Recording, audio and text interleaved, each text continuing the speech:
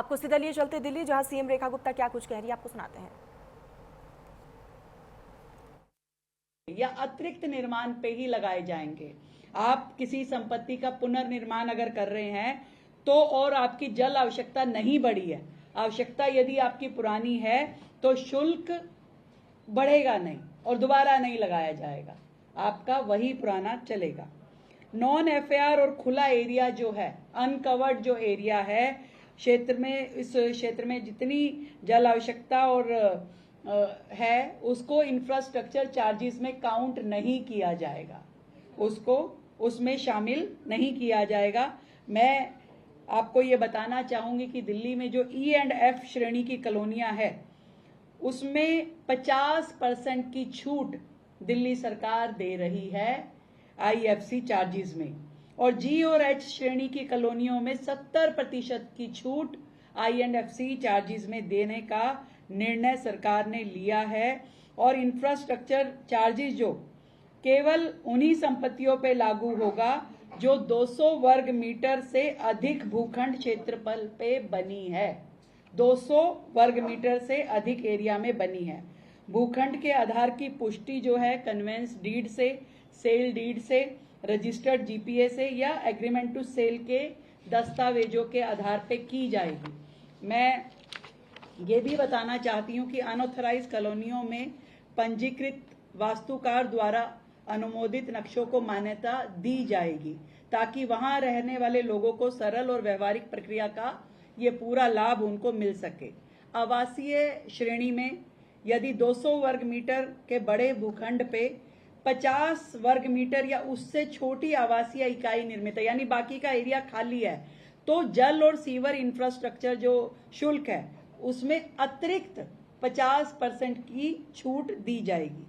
जो संस्थान आयकर अधिनियम की धारा 12A(b) के अंतर्गत पंजीकृत हैं या धार्मिक स्थल हैं, उन्हें भी सीवर और जल इंफ्रास्ट्रक्चर शुल्क पर अतिरिक्त 50% की छूट दी जाएगी।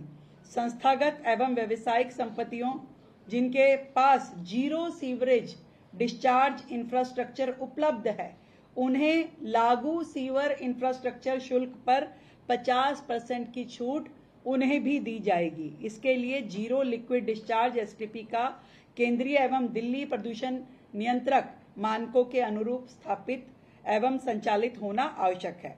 यदि यह संयंत्र बंद है या निष्क्रिय पाया जाता है तो उसकी छूट हटा करके प्रतिदिन 0.05% दंड उस पर लगाया जाएगा, जिसके ऊपर वो पहले रिबेट उसको दी जा रही थी।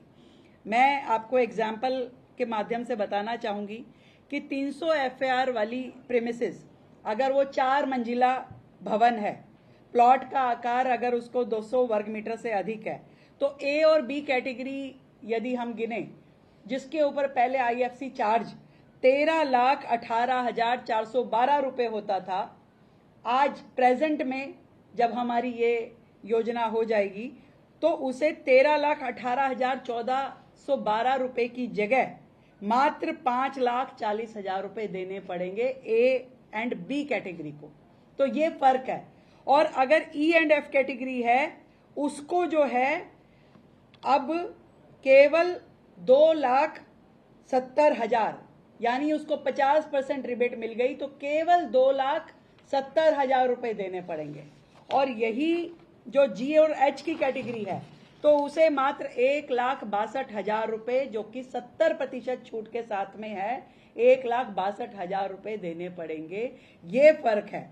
और इसी तरीके से मान लीजिए इंडस्ट्री है कोई 1,000 स्क्वायर वर्ग मीटर की, तो उसको यदि 150 उसका एफएआर है, 4 मंजिला वो बनी हुई है, तो ए एंड बी कैटेगरी की उस बिल्डिंग पे अभी वर्तमान चार्जेस के हिसाब से अगर हम बोले तो 57,67,871 ये चार्ज लगते थे।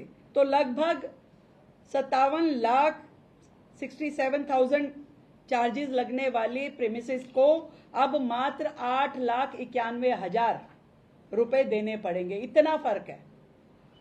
तो ये ई एंड एफ कैटेगरी का अगर वही सेम 1,000 स्क्वायर मीटर की 150 एफआईआर 4 स्टोरी बिल्डिंग अगर है तो उसे E&F कैटेगरी वाले को लगभग 16.5 लाख रुपए देने पड़ते हैं। अब इस योजना के तहत उसे देने पड़ेंगे केवल 4.5 लाख, केवल 4.5 लाख रुपए उसे देने पड़ेंगे, और G&H कैटेगरी को मात्र 2,67,300 रुपए देने पड़ेंगे।